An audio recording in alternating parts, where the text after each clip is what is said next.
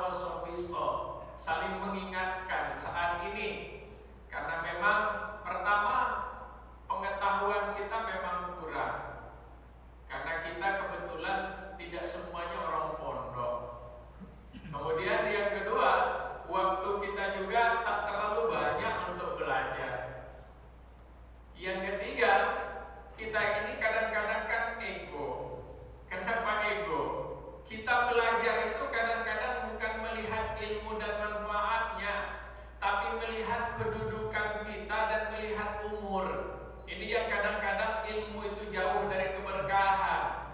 Karena kadang-kadang yang ngajar kita pandang bahwa dia lebih muda dari kita, kadang-kadang kita sepelekan.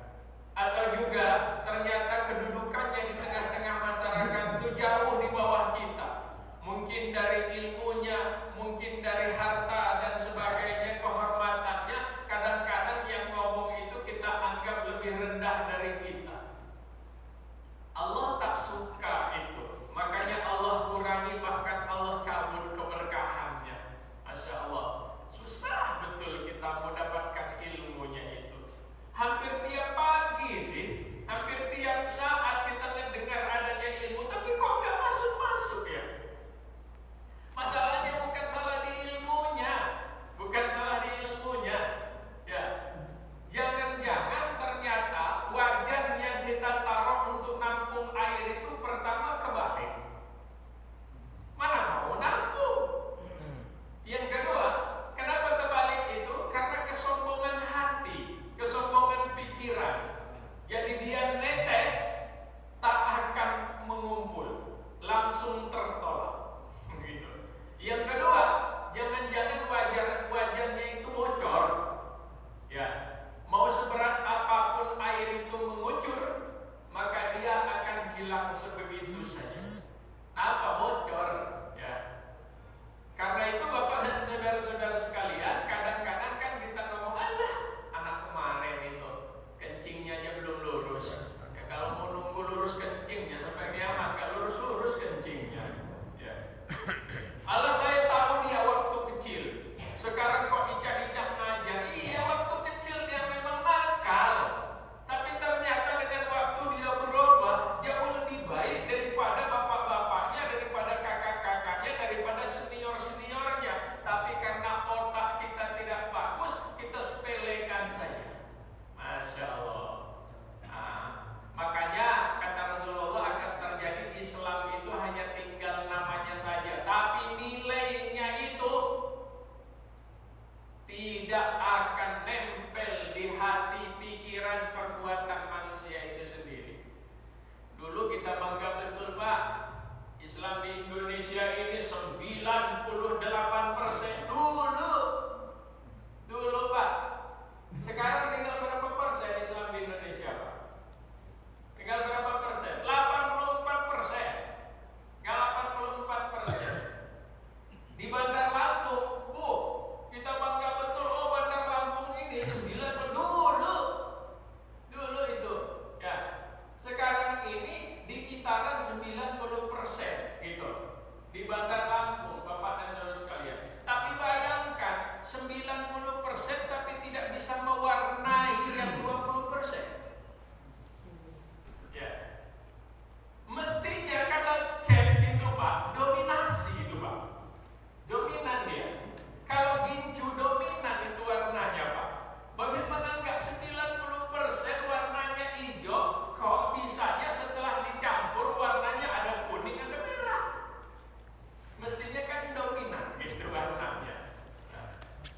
Artinya ternyata umat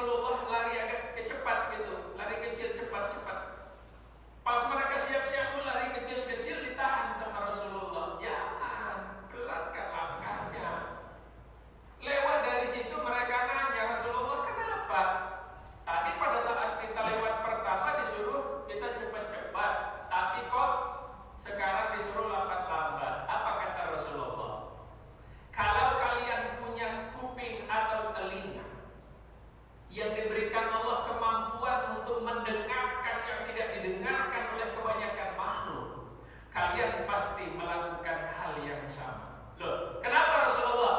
Ketika kita lewat pergi tadi, jelas betul terdengar di telingaku ada pasangan suami istri atau orang tua yang tengah menangis terseduh-seduh dengan sedihnya karena mereka berdua tengah mendapatkan azab kubur dari Allah. Aku nggak tega, kata Rasulullah mendengarnya. Karena itu bagian dari umatku, maka aku ajak kalian jalannya agak cepat-cepat. Karena aku tidak tega.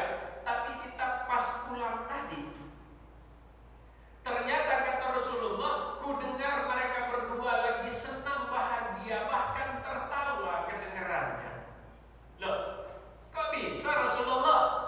Ternyata sebabnya adalah mereka berdua diampunkan Allah dari azab kubur. Sebabnya karena anaknya di rumah tengah mengaji, membenarkan bacaan-bacaan Qur'annya.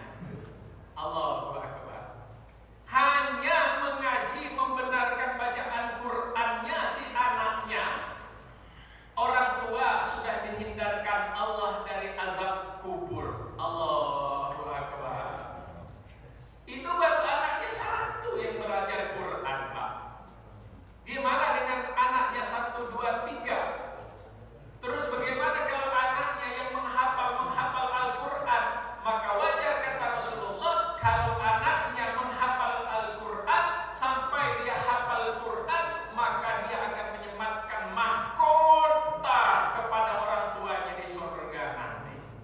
Masya Allah. Masalahnya kan kita ini kadang-kadang salah pilih, Pak.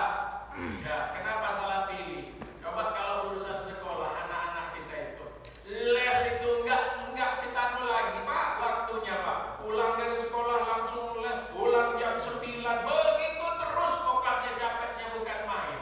Tapi pernah enggak kita tanya bagaimana ngajinya, Pak?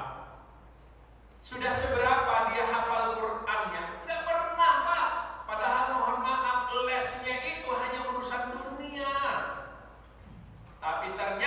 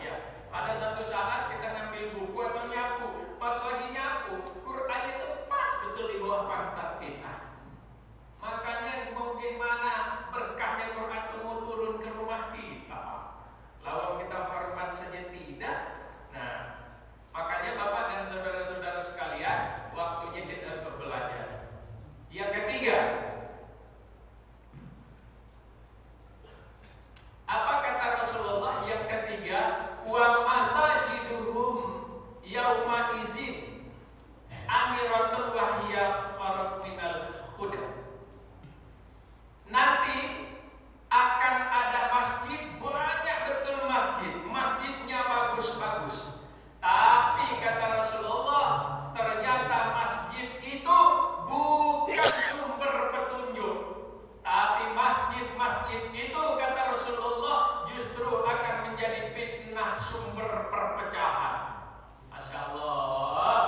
Sehingga dia jauh dari petunjuk-petunjuk Allah. Ternyata banyak betul sekarang masjid kita yang seperti itu. Pak Dokter, berapa RT Pak Dokter? 4 RT. Kalau 4 RT ini nggak usah semua Pak. Setengah-setengah dari 4 RT itu yakin saya hampir penuh kita sholat Bapak Ibu sekalian. Ya, hampir penuh. Nah, itu kalau kita sama-sama menyadari bahwa masjid ini menjadi petunjuk. Kenapa kata Imam Al-Ghazali, masjid ini Pak nanti akan memberikan kesaksian pada hari kiamat nanti. 2 kesaksiannya masjid ini Pak. 1 kesaksiannya kepada orang yang memakmurkan masjid, yang kedua orang yang tidak memakmurkan masjid. Ketika Allah panggil seseorang untuk diminta pertanggungjawabannya, Allah minta pertanggungjawab kesaksian kepada masjid ini. Makanya ketika masuk masjid ini kita disunahkan betul sholat tahiyatul masjid. Sholat tahiyatul masjid itu 3 fungsinya. 1, sholat penghormatan dengan rumahnya Allah ini, ya. Yang kedua, ya, sholat selamat datang. Yang ketiga, sholat kesaksian. Makanya kita sunnah, Pak, sholat sunnah itu, ya, pertamanya di sini, pindah lagi kita geser, paling tidak geser dikit. Bukan sembarangan geser itu, maksudnya karena tiap tempat itu akan menjadi saksi di hadapan Allah hari kiamat nanti. Ketika dipanggil Allah seseorang, apa kata Allah? Wahai makhlukku yang berwujud masjid, bagaimana kesaksianmu dengan simpulan hambaku ini? Apa kata masjid? Wahai Allah, saya bersaksi kepadamu bahwa simpulan ini waktu hidupnya rumahnya tak terlalu jauh dari aku, bisa dia jangkau jalan kaki dan naik kendaraan. Dan saya bersaksi bahwa simpulan ini sangat rajin sholat di atas perutku dan memakmurkan aku waktu hidupnya. Karenanya aku mohon kepadamu wahai Allah, berikan ganjaran pahala kepadanya 3 kali lipat besarannya dari badanku sewaktu hidup di dunia. Allahu Akbar. Tapi pas dipanggil lagi yang satu, apa kata masjid? Wahai makhluk yang berwujud masjid, bagaimana kesaksianmu dengan simpulan ini? Wahai Allah, saya bersaksi kepadamu bahwa simpulan ini waktu hidupnya tidak terlalu jauh rumahnya dari aku, bisa dia jangkau jalan kaki dan naik kendaraan. Tapi aku bersaksi wahai Allah, simpulan ini jarang betul memakmurkan aku dan sangat jarang sholat di atas perutku. Karenanya aku mohon kepadamu, berikan ganjaran azab kepadanya 3 kali lipat dari badanku sewaktu aku di dunia. Allahu Akbar. Jadi hati-hati Pak, hati-hati. Nah, karenanya masjid ini kan tempat kita kumpul, tempat kita untuk menyatu. Makanya ditunjuklah pengurus masjid, ya, DKM namanya. Ketua masjid itu, pengurus masjid itu pertama bukan pemilik masjid, yang kedua bukan penguasa masjid, Pak. Ini yang harus diluruskan kepada ketua-ketua pengurus masjid dan juga pengurus yang lain itu. Karena kadang-kadang kita jadi ketua itu seolah-olah kita pemiliknya masjid itu, seolah-olah kita jadi penguasanya masjid itu. Jadi semau kita aja, akhirnya yang lain tidak didengarkan. Tapi kenapa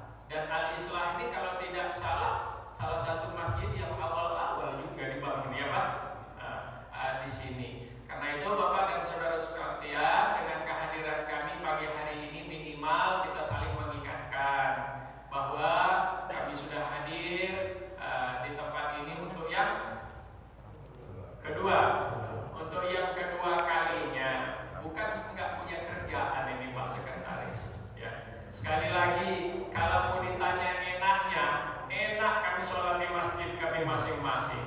Sudah dekat, jangan-jangan ada masjidnya itu yang jauh yang lebih nyaman-nyaman. Yang kedua, nggak kedinginan naik motor ke sini. Tapi ternyata kalau Allah ingin menitipkan surga kepada seseorang itu, dibangunkannya semangatnya untuk kita senantiasa bersama-sama. Dengan hadir saja kita di Al-Islah ini, insya Allah hidayah Allah akan turunkan. Amin ya Allah. Makanya kami berharap dari Al-Islah juga, ya kedepannya ikut dong. Ya. Masa sudah 2 kali dijemput belum pernah muncul. Sungguh terlalu. Nah, kalau saat ini setelah ini nanti sudah datang Pak Camat, Pak Kalua dan seluruhnya sekian banyak orang ini, Bapak dan sekalian, belum ikut juga, saya yakin malaikat marah nanti. Sungguh terlalu. Kenapa? Kata malaikat songong amat DKM-nya Al-Islah. Tembak langsung. Insya Allah, mudah-mudahan kita bisa bersama-sama. Ini luar biasa. Itu di samping Pak Doktor itu ada Pak Salam. Beliau itu polisi, Pak. Kalau melihatnya gitu, siapa yang tahu beliau itu polisi? Polisi ganteng. Kita jauhlah aja beliau. Tapi polisi, ya Allah, luar biasa. Yang di sebelahnya itu jelas Pak Doktor kenal betul, Pak. Ya. Itu beliau itu ketuanya Al-Ansor ya. Ketuanya Al-Ansor. Hampir tidak pernah absen. Hampir tidak pernah absen. Umurnya hampir 70 tahun. Pengurusnya Al-Islah ini masih di bawah 60 tahun. Makanya malu betul dengan beliau itu. Sungguh terlalu. Saudara-saudara sekalian, terima kasih. Itu saja yang dapat kami sampaikan. Mohon maaf dan mudah-mudahan dengan saya Pak Camat bisa ikut bersama-sama, maka kita semua juga akan ikut serta. Makanya Pak RT di lingkungan ini juga ya dukung dong Al-Islahnya ini. Jangan nanti justru kadang-kadang masjid ini Pak sepinya itu pertama karena memang pengurusnya itu yang kurang profesional. Tapi kadang-kadang ada juga pengipas-pengipasnya dari luar, Pak. Nah itu masalahnya kadang-kadang. Hati-hati. Kalau ada Pak RT tukang ngipas-ngipasi, saya yakin sudah ditunggu sama malaikat. Terima kasih, mohon maaf. Assalamualaikum warahmatullahi wabarakatuh. Waalaikumsalam warahmatullahi wabarakatuh.